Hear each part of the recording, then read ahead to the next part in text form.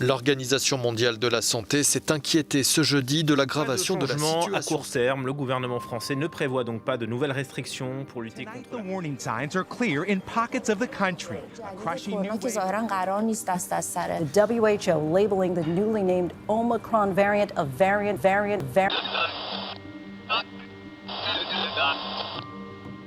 La crise liée à l'apparition de la pandémie a obligé les gouvernements à intervenir massivement pour soutenir l'économie. Cette manne financière a été utilisée pour contrebalancer la baisse d'activité pendant les confinements et pour sauvegarder l'outil de production, nos entreprises, nos emplois et nos administrations. Mais elle ne sort pas d'un coffre au trésor ni d'une réserve secrète. L'État l'a emprunté, comme il le fait depuis des décennies, à chaque fois qu'il a besoin d'argent. Aujourd'hui, on va parler d'un sujet qui fâche, mais qui devrait être connu et compris par tout citoyen, quel que soit l'endroit où il vit, et qu'il paye des impôts ou non. J'ai nommé la dette. C'est l'un des fondamentaux de nos économies, un énorme moteur de croissance, et pourtant, nombreux sont ceux qui n'y comprennent pas grand-chose, qui ne peuvent pas expliquer d'où elle vient, à qui on doit de l'argent, et quelle pression elle engendre sur les gouvernements. Si c'est votre cas, rassurez-vous, vous n'êtes pas seul. Et c'est d'autant plus compliqué à comprendre qu'avec la financiarisation extrême de nos économies, deux notions fondamentales se confondent, la monnaie et la dette sont devenues indissociables. Dans la pratique, la bataille pour le contrôle de cette dette n'a plus qu'un seul objectif, privatiser la monnaie et gouverner le monde. Nous allons vous expliquer simplement tout ce que vous avez toujours voulu savoir sur la politique monétaire sans jamais rien y comprendre. Et nous allons aussi vous expliquer comment les banques s'enrichissent sur le dos du monde entier grâce à la dette, vous y compris. À présent que vous êtes prévenus, prenez une grande respiration et profitez-en pour prendre un instant et vous abonner à la chaîne. C'est le meilleur moyen de comprendre tous les travers de notre système financier et de ne rater aucun conseil pour vous protéger ou aucune occasion d'en profiter. C'est aussi manifester votre soutien à notre équipe et nous vous en remercions. À présent, installez-vous confortablement et ouvrez grand vos oreilles, ça ne va pas vous plaire. Bienvenue sur Money Radar.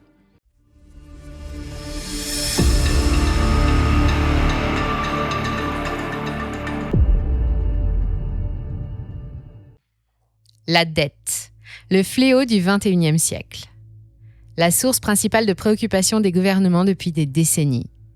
En France, en cette fin d'année 2021, elle atteint 2 762 milliards d'euros, soit 114,9% de notre PIB.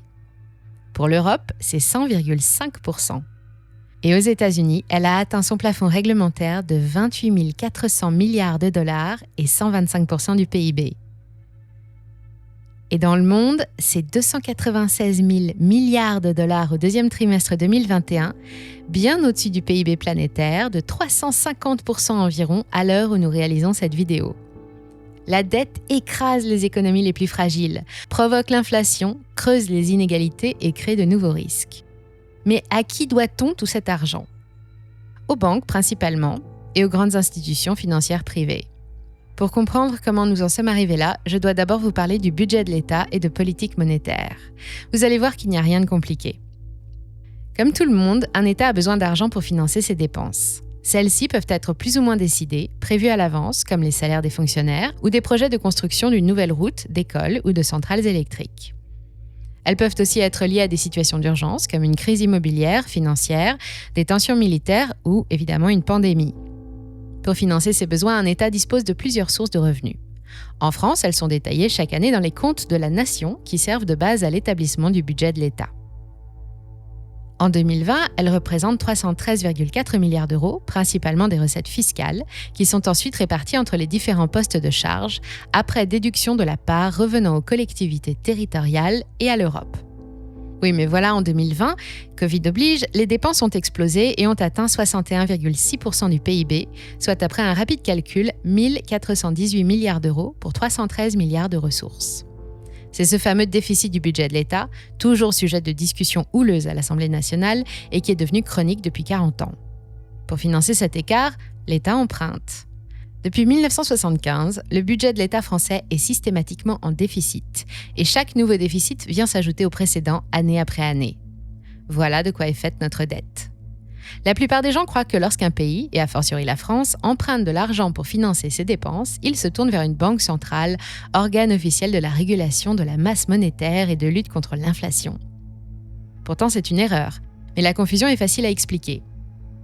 C'est que depuis les années 70, le rôle des banques centrales a beaucoup changé. Pour comprendre ce qui s'est passé, revenons un peu en arrière et prenons l'exemple de notre banque centrale à nous, la vraie, la première, la Banque de France. En l'an 1800, Napoléon, qui n'était pas encore empereur mais déjà consul de France, donne son accord pour fonder une banque non gouvernementale et indépendante de l'État, chargée de financer le développement de la jeune République, de garder un œil sur l'évolution des prix et bien sûr de prendre en charge la fabrication de la monnaie. Ce sont les tâches qui incombent normalement à une banque centrale. Elle ne dépend pas du gouvernement. Elle décide seule de la politique monétaire à adopter pour garder l'inflation sous contrôle et c'est elle qui détient le monopole de la création de la monnaie. En 1914, et pendant la reconstruction qui a suivi la Première Guerre mondiale, la Banque de France a été beaucoup sollicitée et en 10 ans, elle a imprimé 10 fois plus de monnaie qu'il n'y en avait avant la guerre. Cette abondance d'argent a mécaniquement provoqué une hausse des prix de 500% sur la même période et a entraîné la ruine d'une petite partie de la population jusqu'ici plutôt privilégiée, j'ai nommé banquiers et rentiers. Pour celles et ceux qui ont encore un peu de mal à comprendre pourquoi la création de monnaie crée l'inflation, voici rapidement comment cela fonctionne. C'est le fameux jeu de l'offre et de la demande. Lorsqu'un produit ou un service est très demandé et qu'en face, il n'y en a pas assez pour satisfaire tout le monde, certains sont prêts à payer plus cher pour remporter le peu qui est disponible, ce qui fait monter les prix. C'est ce qui se passe actuellement avec la Chine et les États-Unis, dont l'emballement économique engendre de gros besoins en matériaux de construction, en denrées alimentaires et en énergie qui font exploser les prix partout dans le monde. Plus généralement, les pierres précieuses, les œuvres d'art, les voitures de luxe, le champagne, les truffes, le caviar, tous ces produits sont rares et se paient au prix fort. A l'inverse, plus une matière est abondante et moins elle est chère, et une monnaie ne fait pas exception. Pour schématiser, plus il y a de dollars dans le monde, plus il se déprécie comparé aux autres devises, surtout comparé à la valeur réelle de l'économie américaine, qui, elle, reste identique ou presque.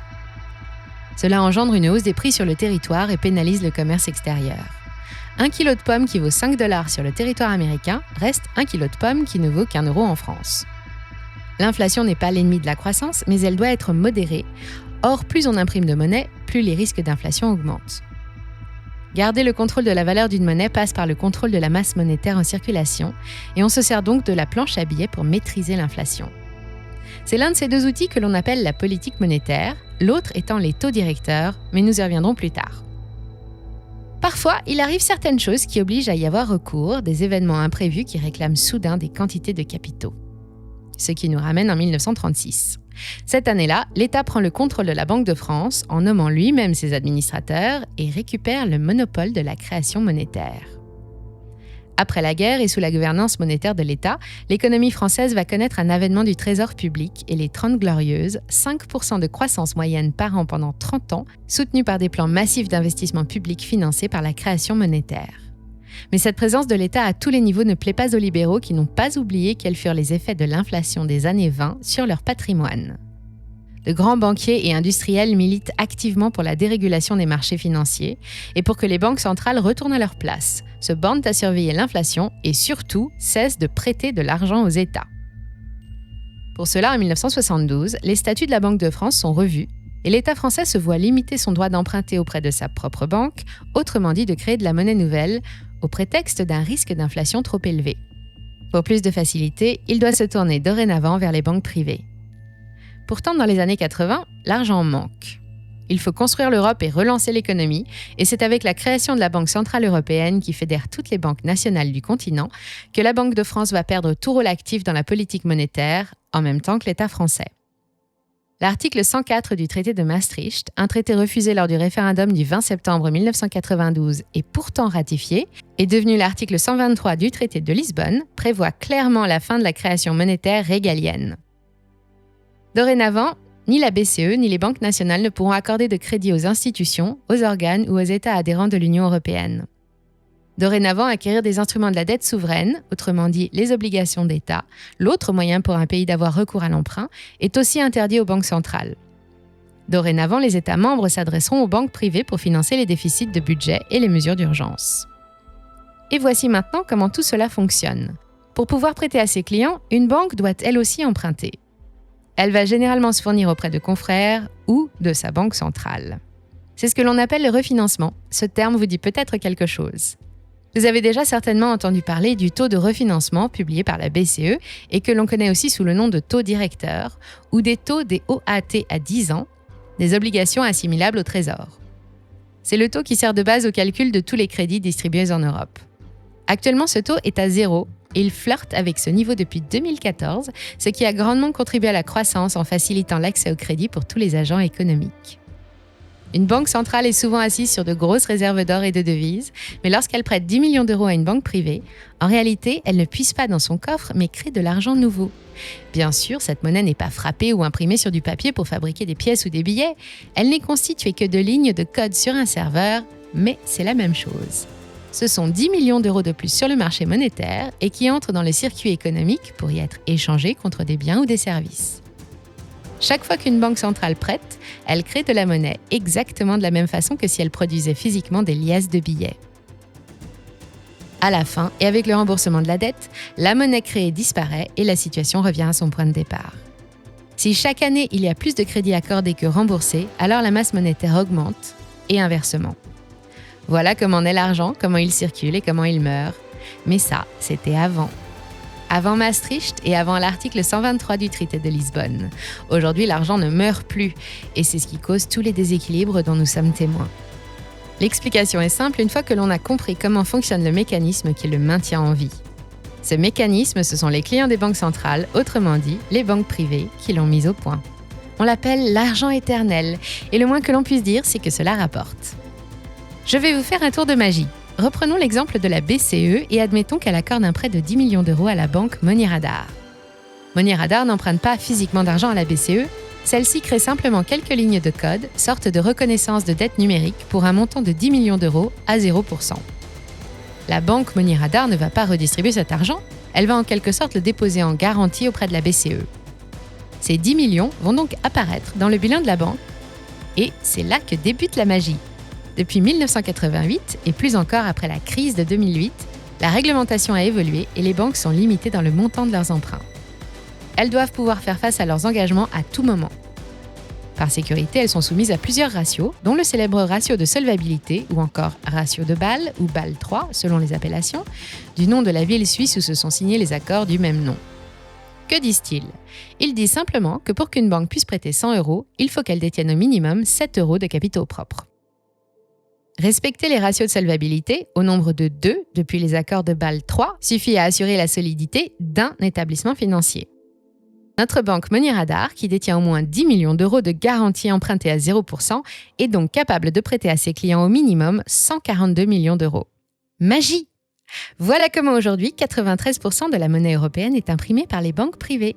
Mais ce n'est pas encore le clou du spectacle. Ces millions vont être distribués sous forme de crédit, mais sûrement pas à 0%. Ils vont être tarifés comme les autres, par exemple à 2% pour un prêt immobilier ou à 12% pour un crédit revolving. Lorsque les clients soldent leur prêt, l'argent ne retourne pas là où il a été créé initialement, c'est-à-dire à la BCE. Il est remboursé à la banque Money Radar, qui le renvoie immédiatement dans le circuit en accordant d'autres prêts, eux aussi tarifés à 2%. Et ainsi de suite. Après chaque remboursement par l'emprunteur suivant, l'argent repart produire des intérêts, il ne meurt jamais. C'est un produit recyclable à l'infini, indestructible et extrêmement rentable. La plus belle découverte dans les milieux financiers depuis celle des intérêts composés. La pierre philosophale des banquiers est un cocktail explosif pour la croissance économique. Explosif parce que pendant que la finance se frotte les mains et encaisse ses intérêts, le phénomène prend tellement d'importance que dans le monde réel, les choses ne tournent plus très rond. Car tous ces prêts accordés, c'est de la monnaie créée par les banques privées, de la monnaie qui ne revient jamais à son point de départ pour y être détruite. Mais alors, avec une telle masse monétaire en pleine ébullition depuis 8 ans, comment se fait-il que l'Europe n'ait pas eu à subir de crise inflationniste majeure ? Nous le savons, plus on produit d'argent et moins il a de valeur, et pour maintenir cette valeur, il doit rester rare. Pour cela, il faut soit le détruire, ce qui devrait se produire naturellement dans un monde où les banques privées n'existeraient pas, soit le capter. Aujourd'hui, il est immobilisé, investi dans des biens immobiliers et dans des actifs financiers à long terme comme des actions. C'est ainsi que si l'inflation est restée modérée malgré la frénésie créatrice des banques privées, ce n'est pas du tout le cas des prix de l'immobilier ou des marchés financiers qui atteignent des sommets. Et ça n'a échappé à personne. C'est principalement là que finit l'argent et qu'il devient éternel pour le plus grand bonheur des banques privées, des rentiers et des grandes fortunes. Mais cela fait également le malheur des 95% restants qui n'a pas décidé d'être banquier ou rentier et pour qui l'argent est devenu une charge. Nos connaissances nous ont permis de créer un monde où règne l'abondance et pourtant, les crises se succèdent impitoyablement et les inégalités ne cessent de se creuser. Selon le dernier rapport d'Oxfam en 2020, 1% de la population mondiale possède plus que 99% du monde et 62 personnes parmi les plus riches, comme Warren Buffett, Elon Musk, Bernard Arnault et Bill Gates, détiennent autant que 3,5 milliards d'êtres humains. Ce n'est pas la pandémie qui est à l'origine de tant d'inégalités, mais bien un système financier profondément défaillant. Elle n'a fait qu'accélérer le mouvement. Depuis le début de la pandémie, les banques privées prêtent à tour de bras aux États qui réclament de quoi financer leurs mesures d'urgence, mais les banques centrales aussi. Pour éviter les situations trop tendues, sans oser évoquer les termes de défaut de paiement, la BCE a trouvé un moyen légal de contourner l'article 123 en achetant massivement les obligations d'État sur le marché secondaire. L'obligation d'État, c'est l'autre moyen pour le gouvernement d'emprunter de l'argent. L'agence France Trésor achète directement au marché financier en émettant des obligations que tout un chacun peut acheter. Cette obligation prévoit un montant, une durée et un taux. Une obligation de 100 € à 1,5% sur 10 ans paiera 50 centimes d'intérêt chaque année pendant 10 ans, puis le porteur récupère ses 100 € à la fin, il n'y a rien de plus simple. L'atout principal des obligations du Trésor est qu'elles sont garanties par l'État, ce qui en a longtemps fait un produit de placement sans risque, idéal pour sécuriser un patrimoine. En vertu des traités, ces obligations ne peuvent pas être achetées par la BCE, l'article 123 le lui interdit, mais cette interdiction ne semble pas concerner le marché secondaire. Ainsi, chaque mois, la BCE valide la création monétaire engendrée par les mesures de soutien gouvernemental en violation de tous les traités européens. Mais si elle ne l'avait pas fait, les conséquences auraient été désastreuses. Et ce procédé a été reconnu légal par la Cour européenne de justice bien avant la pandémie, dès 2015, soit au début de l'ère des taux négatifs.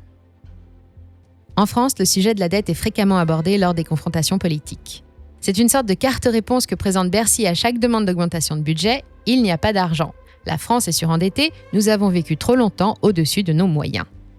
Notre pays est-il réellement surendetté ? Avec une montagne d'emprunts de plus de 2 700 milliards d'euros équivalent à 115% de notre PIB, sommes-nous, nous aussi, au bord de la faillite ? Pas d'inquiétude car malgré tout ce que nous venons de voir, la réponse est non. D'abord parce que notre endettement n'est pas si élevé. Que veut dire 115% du PIB ? Cela signifie qu'aujourd'hui, si nous voulions rembourser intégralement notre dette en utilisant tout l'argent créé par l'économie française, il ne nous faudrait qu'1 an, 1 mois, 3 semaines et 3 jours. Il est aussi plus juste de comparer la charge de la dette, 40 milliards d'euros, aux ressources du budget de l'État, 250,7 milliards, pour obtenir un taux d'endettement tel que nous le concevons dans notre vie quotidienne de 15,9%, bien loin des 33% exigés pour un particulier, même si la situation est évidemment un peu différente. Enfin, la France dispose d'un énorme patrimoine, de terres, de la pierre, des fleurons industriels et la 4e plus grosse réserve mondiale d'or. C'est aussi la 5e puissance économique sur l'échiquier de la planète et elle reste toujours dans les petits papiers des agences de notation internationale. Standard & Poor's, par exemple, a confirmé le 30 septembre dernier la note AA des obligations françaises et estime que les perspectives sont stables. Tous les feux sont donc au vert pour emprunter à nouveau, mais est-ce vraiment une bonne idée ? Aujourd'hui, alors que le gros de la crise est derrière nous et que les banques centrales commencent à se retirer des dispositifs de soutien économique en diminuant leurs achats d'obligations d'État, l'heure est au bilan. Toutes les économies ont vu leur endettement exploser pendant la crise sanitaire, mais cet endettement ne date pas de 2019. En France, par exemple, les déficits publics s'accumulent année après année depuis 1975 et le mouvement s'est accéléré après 2008 avec la crise des subprimes et le renflouement des banques. Bien sûr, nous remboursons nos dettes chaque année comme tout emprunteur respectueux de ses engagements. Mais chaque année, ce que l'on appelle la charge de la dette nous coûte environ 40 milliards d'euros et constitue le 3e poste de dépense dans le budget de l'État. Et ce budget étant toujours déficitaire, nous empruntons chaque année un peu plus pour pouvoir honorer nos échéances. Et au-delà des 40 milliards de charges annuelles, il y a aussi un autre prix à payer pour tout cela, car l'argent agit un peu comme une drogue sur les politiciens. Il coûte cher, il modifie les comportements et on devient vite accro. Le gouvernement français, comme tous les autres, et plus encore après la crise, est devenu dépendant des marchés financiers qu'il faut maintenant caresser dans le sens du poil et préserver à tout prix. Des marchés financiers déréglementés depuis les années 80, pendant les années Thatcher, qu'on a nommés responsables de plus de 95% de la création et qui sont à la tête de 99% du patrimoine mondial. Des marchés qui ont appris à manipuler l'argent sous toutes ses formes et à le cultiver pour le faire se reproduire à l'infini, à leur unique profit. C'est bien un scénario idéal pour faire un bon blockbuster planétaire. Pourtant, c'est la juste réalité. À présent qu'il est devenu un produit comme un autre, l'argent ne peut plus être réparti équitablement. Les plus riches seront toujours plus riches, car eux seuls auront les moyens d'en acheter. Comment vivre dans un tel monde ? Existe-t-il des solutions pour sortir de cette financiarisation extrême de nos économies ? Eh bien oui, il suffirait de rembourser ou de refuser de rembourser nos dettes, intégralement et tous ensemble, ce qui mettrait les banques à bas et signifierait détruire la monnaie créée au cours des 10 dernières années. Pourtant, nous aurions toujours besoin d'argent, ce qui laisse à penser à la plupart des économistes que la valeur et le rôle de l'argent ne sont plus connectés à nos économies réelles. Selon eux, seule une profonde réforme de nos systèmes d'échange pourrait rééquilibrer la situation et engager les économies vers le désendettement. Pour faire rentrer plus d'argent qui nous permette de rembourser plus vite, il existe plusieurs solutions. D'abord, un gouvernement peut décider d'augmenter les impôts, une mesure particulièrement impopulaire, surtout dans des pays où la fiscalité est déjà très élevée, comme en France. Il peut aussi faire la chasse aux mauvais payeurs, ces évadés fiscaux qui coûtent près de 100 milliards d'euros par an. Cette seconde mesure semble aussi être très impopulaire auprès d'une puissante catégorie de contribuables. Bien que cela ne constitue pas vraiment une source régulière de revenus, il peut aussi décider de se séparer de son patrimoine, comme ses biens immobiliers, ou des entreprises nationales, telles la Française des Jeux l'année dernière. Mais il peut aussi prendre une décision radicale, celle de ne pas payer les dettes qui arrivent à échéance, autrement dit, se mettre en défaut de paiement. C'est un scénario apocalyptique pour les riches prêteurs et inenvisageable pour les décideurs politiques. Pourtant, un pays a fait ce choix, et cette histoire très peu médiatisée mérite d'être racontée. C'est l'Islande. En 2008, inflation, endettement, bulle immobilière, austérité, le climat économique est déjà en surchauffe quand la crise des subprimes explose. La chute des marchés immobiliers puis boursiers mène les banques au bord de la faillite, y compris les 3 plus grosses banques privées de l'île qui parlent d'un montant de dette pharaonique de près de 923% du PIB. Comme partout ailleurs, le gouvernement islandais annonce alors sa décision de soutenir son système bancaire et provoque la colère parmi la population qui se mobilise alors massivement pour exiger que cette question soit soumise à un référendum. Comment ? Pendant que les banques ont enregistré des bénéfices records, à présent que rien ne va plus, il faudrait utiliser l'argent public pour éponger des dettes privées. Les Islandais se rassemblent et défilent chaque semaine dans la capitale, tandis qu'un autre groupe campe carrément devant la maison du président. Le 6 mars 2010, la population vote à 93% contre le sauvetage de ces banques privées, provoquant un coup de tonnerre chez ses principaux partenaires financiers. L'Angleterre et la Hollande tremblent. Le Premier ministre démissionne, puis le gouvernement nationalise les banques, licencie et poursuit en justice leurs dirigeants. L'Islande annonce son défaut de paiement sur toutes les dettes étrangères. On a appelé cela la Révolution islandaise. Elle a abasourdi le monde de la finance qui ne donnait alors pas cher de la peau des Islandais. Pourtant, la croissance est rapidement repartie et affichait déjà 3,1% en 2011. Son PIB est revenu à son niveau d'avant-crise en 5 ans seulement pour s'envoler jusqu'à l'année dernière. Les fondamentaux économiques sont tous au vert et les Islandais sont redevenus le peuple le plus heureux du monde, selon le classement du World Database of Happiness. Tout comme l'inflation, le recours à la dette n'est pas une mauvaise chose. Ce qui est mauvaise chose, c'est quand cette dette est mal utilisée. Si un pays construit des infrastructures routières ou énergétiques, qu'il modernise son système de santé ou qu'il développe de nouvelles technologies agricoles, alors la dette est bel et bien utilisée pour le bien commun et elle est légitime. Mais dans le cas contraire, elle pose de gros problèmes. L'argent créé finit par se concentrer entre les mains de ceux qui peuvent se l'offrir, au moyen de placements immobiliers ou financiers, et alimente les bulles, tandis que les autres doivent se contenter de quelques miettes. Malheureusement, avec la crise sanitaire, emprunter était la solution la plus simple et la plus rapide à mettre en place. Mais elle a engendré inflation, pénurie, a encore creusé le fossé avec les ultra-riches et a accentué le décalage entre les prix des valeurs mobilières et la réalité économique. Aujourd'hui, le monde de la finance a les yeux rivés sur les activités des banques centrales, qui le préparent depuis des mois à une fin progressive des mesures de soutien, ainsi qu'à une possible remontée des taux. L'accueil de ces informations délivrées au fil des réunions détermine les humeurs du marché depuis des mois. Et les gouverneurs des banques centrales ne sont pas fous. Ils savent dans quelle situation se trouve l'économie mondiale. L'histoire leur a appris qu'il ne fallait que 18 mois à une crise majeure pour se déclencher après un relèvement des taux, même progressif. Sur les marchés immobiliers, nous faisons face à une bulle mondiale inédite et les prix s'envolent partout dans le monde. Une par une, les banques privées resserrent leurs conditions d'accès au crédit depuis 1 an déjà. L'endettement public comme l'endettement privé est toujours aussi élevé. Toutes les conditions sont réunies pour qu'une simple élévation des taux d'à peine 0,5% ne vienne précipiter le système bancaire dans le chaos, comme en 2008. Toute la question est de savoir ce que nous ferons lorsque cela arrivera. Paierons-nous encore une fois pour sauver les banques, exploitant de l'argent éternel qui appauvrit les plus pauvres et enrichit les plus riches quand tout va bien, et qui appelle à l'aide quand tout va mal? Ou bien suivrons-nous l'exemple de l'Islande? Le monde pourrait-il se lancer dans un profond remodelage de son système financier avec d'un côté des banques privées qui commercialisent uniquement des services de paiement et distribuent des crédits sans effet de levier, et de l'autre des banques centrales indépendantes qui impriment elles-mêmes toute la monnaie? Des monnaies alors valorisées selon un système de change fixe et adossées à une unité de valeur virtuelle et universelle plutôt que sur le dollar afin de n'avantager personne. Ce système financier idéal n'est pas une utopie et ce n'est pas notre idée. C'est un jeune économiste qui l'a émise dans les années 1930, un certain John Maynard Keynes. Si vous voulez en savoir plus sur cet opposant au libéralisme et éminent économiste du XXe siècle, étudié dans toutes les facultés de sciences économiques du monde, vous avez le choix.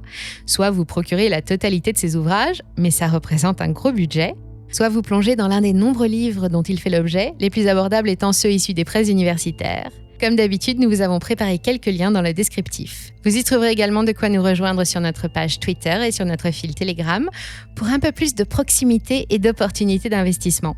Et si notre vidéo vous a plu ou déplu, n'hésitez pas à nous dire ce que vous en pensez dans les commentaires et à cliquer sur j'aime et à partager pour soutenir le travail de notre équipe. Merci à toutes et tous pour votre fidélité et vos encouragements. C'était Money Radar. On vous dit à très bientôt.